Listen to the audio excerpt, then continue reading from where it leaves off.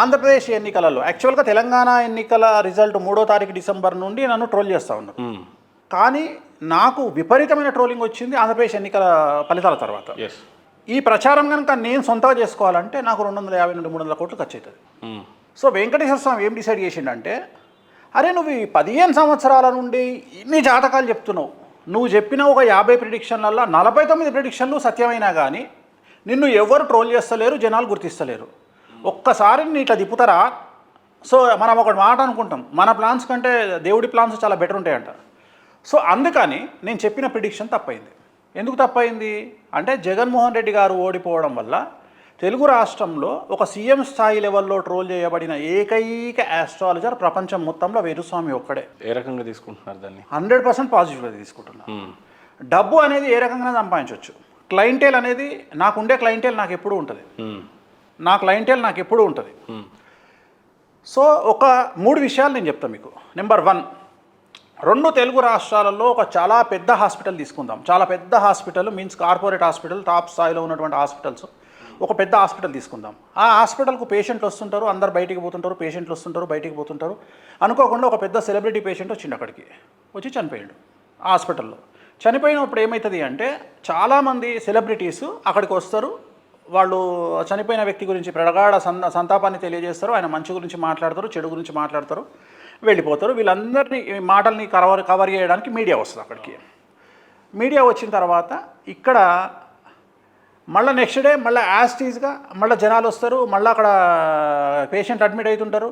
So ఇక్కడ ఓ వ్యక్తి చనిపోయింది కాబట్టి ఆ హాస్పిటల్ ఎవరు నిందించరు, తెల్లారి మళ్ళీ హాస్పిటల్కి పోతారు. ఇక్కడ ఎవరైతే సెలబ్రిటీ డెడ్ బాడీ ఉందో అది నేను చెప్పిన ఫెయిల్ అయిన ప్రిడిక్షన్, రైట్? నేను చెప్పిన ఫెయిల్ అయిన ప్రిడిక్షన్ ఏదంటే ఆ డెడ్ బాడీ అంటే చనిపోయిన సెలబ్రిటీ. ఆ సెలబ్రిటీ కోసం వచ్చి బయట మాట్లాడే వ్యక్తులు నన్ను విమర్శ చేసే వ్యక్తులు. అక్కడ పాజిటివ్గా మాట్లాడతారు, ఇక్కడ నెగిటివ్గా మాట్లాడతారు. సో అక్కడ వచ్చిన సెలబ్రిటీలకు వాల్యూ ఉంటుంది, చనిపోయిన వ్యక్తికి వాల్యూ ఉంటుంది. అంటే ఇక్కడ నేను చెప్పిన ప్రిడిక్షన్ ఫెయిల్ అవ్వడము అనేటువంటిది డెత్తో సమానం అక్కడ నేను క్యాలిక్యులేట్ చేసేది. సో నేను చెప్పినటువంటి ప్రిడిక్షన్ ఫెయిల్ అవ్వడము అనేటువంటిది పెద్ద బిగ్గెస్ట్ మిరాకిల్. ఆ మిరాకిల్ను పబ్లిసిటీ చేసుకునేవాళ్ళు అంటే చనిపోయిన వ్యక్తి కోసం వచ్చి మాట్లాడడానికి వచ్చిన సెలబ్రిటీలు అందరూ కూడా ఇక్కడ బయట నన్ను ట్రోల్ చేస్తున్న వ్యక్తులు. సో వీళ్ళు కూడా ఫేమ్ అవుతారు, కరెక్ట్, వీళ్ళు కూడా ఫేమ్ అవుతారు. సో ఇక్కడ ఎక్కడ కూడా హాస్పిటల్ అనేది వేణుస్వామి. సో ఇది కామన్. ఇది మళ్ళీ నెక్స్ట్ డే నుండి మళ్ళీ హాస్పిటల్కి మళ్ళీ పేషెంట్ వస్తూనే ఉంటారు, ఇది కామన్. ఇదే హాస్పిటల్లో ఇంకో వార్డుకు పోదాం. Example emergency ward. ఎమర్జెన్సీ వార్డుకు అనుకోకుండా ఒక హార్ట్ పేషెంట్ను, బ్రెయిన్ స్ట్రోక్ పేషెంట్ను తీసుకొని వచ్చారు బంధువులు. తీసుకొని వచ్చినప్పుడు వాళ్ళు లోపలికి తీసుకొచ్చే సందర్భంలో వాళ్ళ పక్క నుండి పూర్తిగా తెల్లగుడ్డ కప్పబడి ఉన్నటువంటి ఒక బాడీ పోతుంది. అంటే దాని అర్థం ఏంది? ఆ వ్యక్తి చనిపోయిండని అర్థం. సో ఇమ్మీడియట్గా ఈ వ్యక్తి చనిపోయిండు, డెడ్ బాడీని తీసుకుపోతున్నారు కాబట్టి ఇమ్మీడియట్గా ఈ బాడీ ఎవరినైతే పేషెంట్ తీసుకొచ్చిన వాళ్ళు వెనక్కి వెళ్ళిపోతారా, అడ్మిట్ చేస్తారా? తీసుకెళ్ళిపోతారు. కాదు, డెడ్ బాడీని కాదు నేను అనేది. ఎవరైతే బ్రెయిన్ స్ట్రోక్ వచ్చిన పేషెంట్ తీసుకొని వచ్చిన వాళ్ళు ఈ డెడ్ బాడీని చూసి ఇంటికి తీసుకుపోతారా, అడ్మిట్ చేస్తారా? అడ్మిట్ చేస్తారు కదా. చేస్తారు కదా. సో ఈ డెడ్ బాడీని చూసి అయితే దుకాణం బంద్ చేసి ఇంకా ఈ తీసుకుపోరు కదా. అట్లా తీసుకుపోయిన వాళ్ళు ఏమనాలే? పిచ్చోళ్ళు అనాలే. సో వేణుస్వామి ఇక్కడ డెడ్ బాడీ అనేది వేణుస్వామి చెప్పిన ప్రిడిక్షన్, వేణుస్వామి అనే చెప్పిన ప్రిడిక్షన్. సో హాస్పిటల్లో ఒక సంఘటన డెడ్ బాడీ జరిగింది, ఒక డెత్ జరిగింది అని హాస్పిటల్ మీద నమ్మకం లేకుండా ఇమీడియట్గా హాస్పిటల్కు పేషెంట్ రావడం అయిపోతుందా? ఆగరు కదా. ఇక్కడ హాస్పిటల్ వేణుస్వామి, ఇక్కడ మళ్ళీ సేమ్ డెడ్ బాడీ వేణుస్వామి చెప్పిన ప్రిడిక్షన్. ఇక్కడ పేషెంట్లను తీసుకొచ్చే వాళ్ళు వేణుస్వామి దగ్గరకు వచ్చే క్లయింటేలు. సో ఎవడన్నా ఒకడు బయట నుండి వచ్చి వేణుస్వామి గారు అక్కడ హాస్పిటల్ దగ్గరకు వచ్చి, అరే మీరు అక్కడ ఆల్రెడీ ఒక డెడ్ బాడీ ఉందిరా, చనిపోయిందిరా, మీరు హాస్పిటల్కి పోకండి అంటే నవ్వుతారా నవ్వరా జనాలు? ఖచ్చితంగా నవ్వు. సో వేణుస్వామి క్రెడిబిలిటీ కూడా అంతే. వేణుస్వామి 15 సంవత్సరాలు కష్టపడితే ఈ క్రెడిబిలిటీ వచ్చింది. సో అంటే ఇవన్నీ కామన్ అని చెప్పడం నా ఉద్దేశం. అందుకని ఒక ఎగ్జాంపుల్ చెప్పిన. ఇక ట్రోలర్స్ గురించి ఒక్క విషయం చెప్తా. ఒక ఊర్లో ఒక దేవాలయం ఉంది. ఆ దేవాలయం దగ్గర చాలామంది జనాలు వచ్చి దర్శనం చేసుకొని పోతున్నారు. అయితే దేవాలయం దగ్గర ప్రసాదాలు పెడతారు. ప్రసాదాలు తిన్న తర్వాత ఆ తిన్న దొప్పలు ఎదురుగా ఉన్న చెత్త కుండీలో పడేస్తారట. పడేస్తుంటే అక్కడ కుక్కలు ఒక 4 వచ్చి ఆ చెత్త కుండీలో ఉన్న దొప్పలన్నీ తింటున్నాయి. తింటున్న సందర్భంలో ఆ 4 డిస్కషన్ చేసుకుంటున్నాయట. మనము కుక్కలము, మనం గ్రామసింహాలము, మనల్ని ఎవడు పట్టించుకుంటలేడు, ఇది ఎంత జనాలంతా ఈ గుడి దగ్గరికి వస్తున్నారు, దండం పెట్టిపోతున్నారు, అసలు ఏంది ఇదంతా, మనం ఏదో ఒకటి చేయకపోతే మనకు నడవదు, మనం కూడా ఫెమిలియర్ కావాలంటే ఏం చేయాలి అని ఈ 4 కుక్కలు డిస్కస్ చేసుకునేయట. దీంట్లో ఈ 4 కుక్కలకు ఈ 4 కుక్కలు మీటింగ్ పెట్టుకొని ఇంకొక కుక్కను అడ్వైజ్ అడిగినాయి. అది కుక్కలల్లో హేతువాది కుక్క, మానవతావాది కుక్క. ఆ కుక్క దగ్గరికి పోయి ఈ కుక్కలు అడిగినాయి, ఏం చేస్తే మాకు పేరు వస్తుంది అంటే, ఏం లేదు, మీరు నలుగురు కలిసి మీ 4 కుక్కలు ఆ గుడి ముందరికి పోయి భయంకరంగా మొరగండి, మొరుగుతే దెబ్బక మీకు పేరు వస్తుంది అని చెప్పిండట. ఎవడు? ఈ హేతువాది కుక్క చెప్పిందట. చెప్పంగానే ఈ 4 కుక్కలు ఆ గుడి ముందరికి వచ్చినాయి. వచ్చి బో అని అరవడం స్టార్ట్ చేసినాయి. డైలీ అరుస్తున్నాయి. అట్లా 15 రోజులు అరిచినాయి. 15 రోజులు అరిచే వరకు రెగ్యులర్ భక్తులే కాకుండా కొత్త భక్తులు స్టార్ట్ అయ్యారు, పెరిగారు. ఎందుకు అంటే, ఏంది కుక్కలు అరవడం ఏంది ఇంత విచిత్రం, అసలు ఒక దేవాలయం ముందర కుక్కలు అరవడం ఏంది, ఇదేదో మహత్తున్నట్టుంది దేవాలయానికి అని కుక్కలు విపరీతంగా పెరిగినాయి. ఈ పబ్లిక్ విపరీతంగా పెరిగారట. రెగ్యులర్గా వచ్చే పబ్లికే కాకుండా కొత్త పబ్లిక్ స్టార్ట్ అయ్యారట. సో ఇప్పుడు ఆ దేవాలయం వేణుస్వామి, ఆ ట్రోలర్స్ కుక్కలు. బట్ స్వామి, ఒక పక్కన జగన్మోహన్ రెడ్డి ఒంటి చేయి పోరాటం మీద 40% ఓట్ షేర్ వచ్చింది. కూటమి కలిసిన తర్వాత 60% వచ్చింది. జగన్మోహన్ రెడ్డి ఫెయిల్యూర్ కన్నా కూడా మీ ప్రిడిక్షన్ ఫెయిల్ అయింది అనడానికి, ఇంతవరకు ఫెయిలే కానీ అని మీరు చాలాసార్లు చాలా సందర్భాల్లో నిరూపించుకున్నారు. 49%, 50లో 49 పాస్ అవుతున్నారు, 99 అలా కూడా తీసుకోవచ్చు. అలాంటిది జగన్మోహన్ రెడ్డి ఓడిపోతాడు అని కల్లో కూడా ఎవరు అనుకోలేదు మీ ప్రిడిక్షన్ తర్వాత. బట్ వన్స్ ఓడిపోయిన తర్వాత మీరు చెప్పిన ప్రిడిక్షన్ని ఫెయిల్యూర్గా తీసుకుంటారా? అదే క్రమంలో మీరు ఒకసారి కూటమి గనక ఫామ్ చేస్తే పెను సంచలనాలు నమోదవుతాయి అని కూడా మీరు చెప్పారు కొన్ని సందర్భాలలో. ఒక వీడియో ఉంది. సో నేనే సీఎం అంటున్నారు. ఇప్పుడు నేను సీఎం అన్నప్పుడు ఏమవుతుందంటే, ఈయనకి ఎవరు సపోర్ట్ చేయాలి? బీజేపీ ప్లస్ టీడీపీ సపోర్ట్ చేయాలి. ఇప్పుడు ఒరిజినల్ పాయింట్ బయటకు వస్తుంది. అసలు నిజంగా సహకరిస్తారా లేదా? పక్కకు జగన్ను దించుతారా, తుంచుతారా, అది వేరే విషయం. బట్ వీళ్ళు ముగ్గురు కలిస్తే సంచలనం నమోదవుతుంది ఆంధ్రాలో, అది కరెక్ట్. సంచలనం నమోదవుతుంది. బీజేపీ, టీడీపీ, పవన్ కళ్యాణ్ కలిస్తే సంచలనం నమోదవుతుంది. కానీ అంత నమ్మకంగా స్టేజ్ మీదకి ఎక్కి పవన్ కళ్యాణ్ చేతి కింద నేను పనిచేస్తా అని బాబు గారు చెప్తారా? లోకేష్ బాబు గారు చెప్తారా? ప్లస్ బీజేపీ, టీడీపీ, జనసేన ముగ్గురు కలిసి ఒకే స్టేజ్ మీద ఇలాంటి ప్రెస్ మీట్ పెడతారా అనేది అదొక, ఐ థింక్ దట్ ఈస్ ప్రపంచ వింత. సో చూడాలి. అది జరిగితే ఆంధ్రప్రదేశ్ రాజకీయాల్లో పెను మార్పులు ఉంటాయి.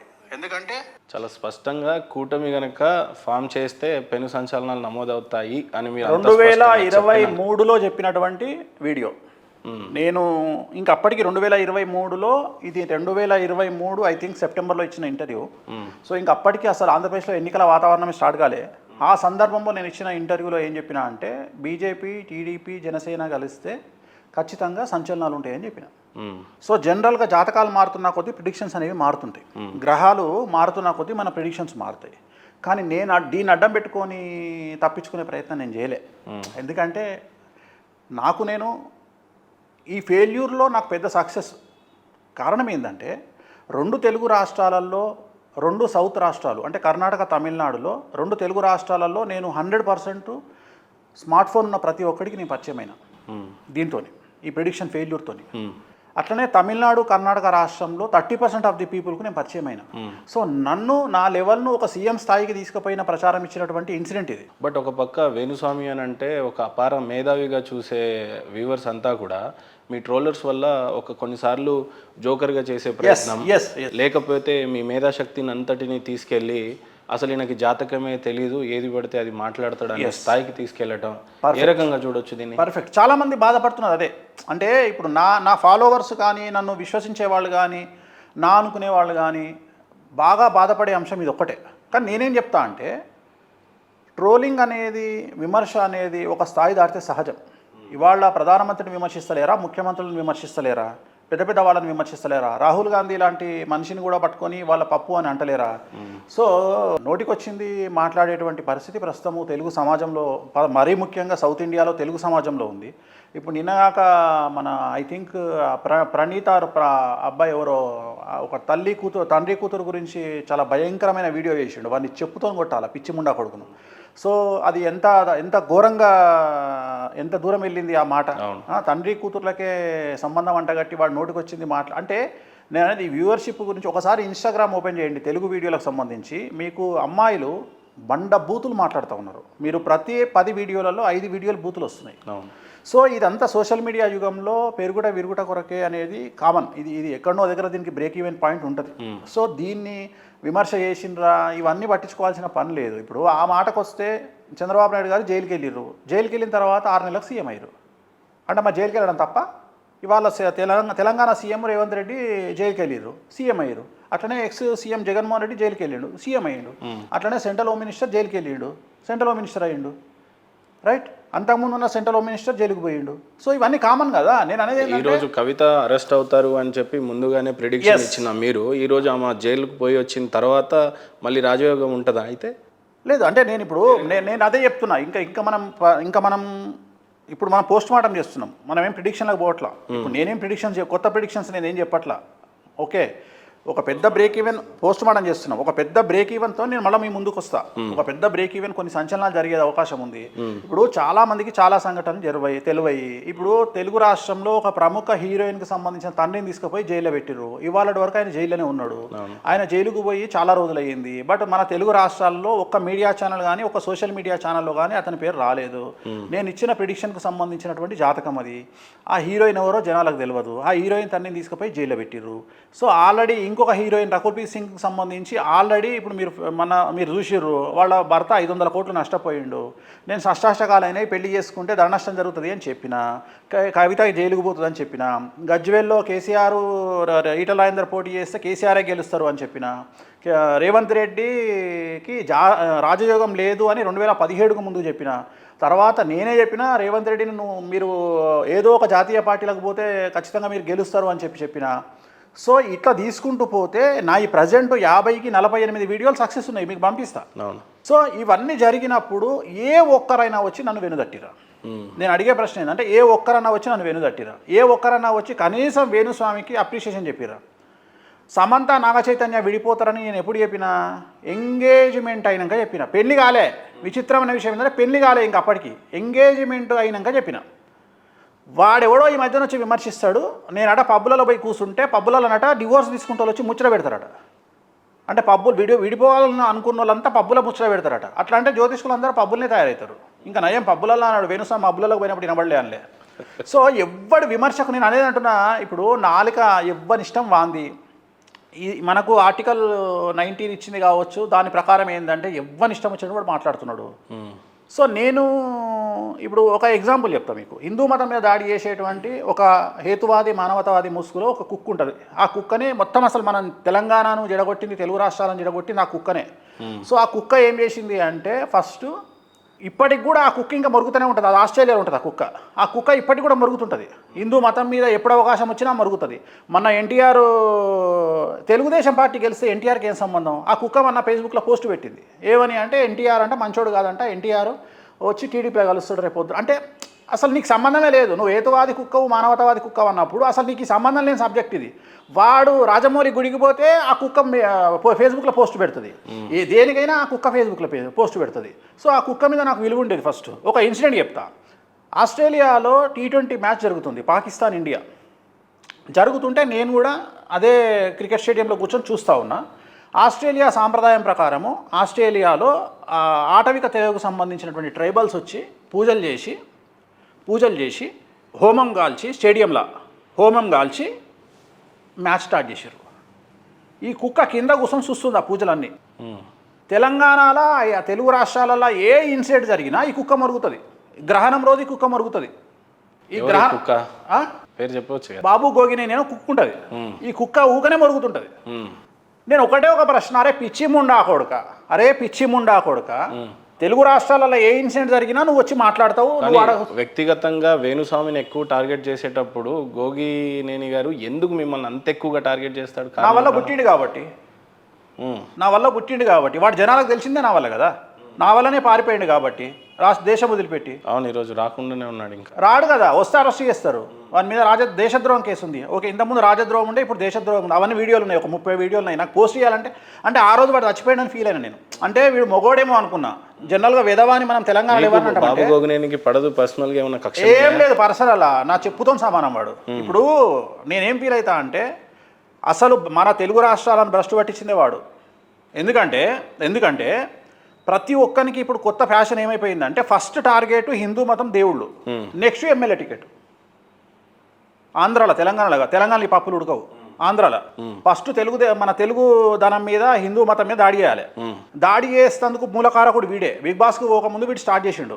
స్టార్ట్ చేసి అడావిడి చేస్తే బిగ్ బాస్లో వీడిని అరెస్ట్ చేయడానికి వస్తే హోటల్ నుండి డైరెక్ట్ రాత్రి లండన్కు పారిపోయి లండన్ నుండి పిఆర్ తీసుకొని ఆస్ట్రేలియాకి వెళ్ళిపోయిండు. ప్రజెంట్ భార్య సంపాదిస్తుంటే వీడు టార్నెట్ అనే ఏరియాలో సూపర్ మార్కెట్లో ఉండి వస్తువులు తీసుకురావడం తప్ప వాడు ఏం చేయడు. సరే, నేను ఎందుకు మాట్లాడుతున్నా అంటే ఇంత భ్రష్టు పట్టించిన వీడు ఆ రోజు స్టేడియంలో ఇంత పూజలు జరుగుతుంటే మన ఆస్ట్రేలియా దేశంలో మెల్బోర్న్ సిటీలో ఎంసీజీ క్రికెట్ గ్రౌండ్లో వీడు ఒక్క మాట మాట్లాడలే. నువ్వు మొగోను అయితే, నీ బ్లడ్ గ్రూప్ ఒక్కటే అయితే, నీ తండ్రి ఒక్కడే అయితే నువ్వేం చేయాలి? స్పందించడం కాదు, పోయి ఆపాలే. తెలుగు రాష్ట్రాలలో జరిగితేనే నేను అగ్రెసివ్గా పోతున్నా. అట్లాంటిది మీరు ఆస్ట్రేలియా మెల్బోర్న్ క్రికెట్ స్టేడియంలో క్రికెట్ ఆడడానికి వచ్చిన పాకిస్తాన్ ఇండియా మ్యాచ్కు మీరు హోమం కాల్చి పూజలు చేస్తున్నారు అంటే వీడు అక్కడ అడ్డం పడాలి. కానీ ఏమవుతుంది? చూర చేస్తారు బొక్కలు. అందుకని వీనికి ఏకాచమే పడ్డది. ఏకాచమే అంటే తెలుసు కదా, సింగిల్ పడ్డది. పడంగానే వీడు సప్పుడేగా కూర్చొని స్టేడియంలో ఎంజాయ్ చేసి ఇంటికి వచ్చేసిండు. కానీ అదే హైదరాబాద్లో గ్రహణం పట్టంగానే మాత్రం వీడు ఆడ కూర్చొని గ్రహణానికి మెసేజ్ పెడతాడు. అప్పుడు అర్థమైంది, ఓహో వీడు వేదవా, వీడు రండా. తెలంగాణ మనం రండా వెడవా అని ఎవరిని అంటాము అంటే పెన్లా మీద బతికేటోని, పెన్లాం చచ్చిపోయినోని అంటాం. ఈ రెండిట్లలో వీడు ఒకటి అంటే పెన్లా మీద బతికేటోడు కాబట్టి ఆ రోజు చచ్చిపోయిన వాడు నా దృష్టిలో. సో ఇట్లా ఎవ్వడు ఇట్లా వీడు ఏం చేసి వీడిని చూసి ఇంకొకటి వచ్చాడు పాపం ఆయన చనిపోయిండు. ఆయన పేరే కత్తి మహేష్. సేమ్ వీడిని చూసి వీడు ఆయన రెచ్చగొట్టిండు కత్తి మహేష్ను. అరే మన ఇద్దరం కలిసి 2019లో ఆంధ్రప్రదేశ్ నుండి మనం టికెట్ తెచ్చుకుందాం ఎమ్మెల్యేగా, మనం జనాల్లో సడన్గా మనం ఫేమస్ అవుదాము అని. ప్రతి ఒక్కని కాన్సెప్ట్ ఒకటే,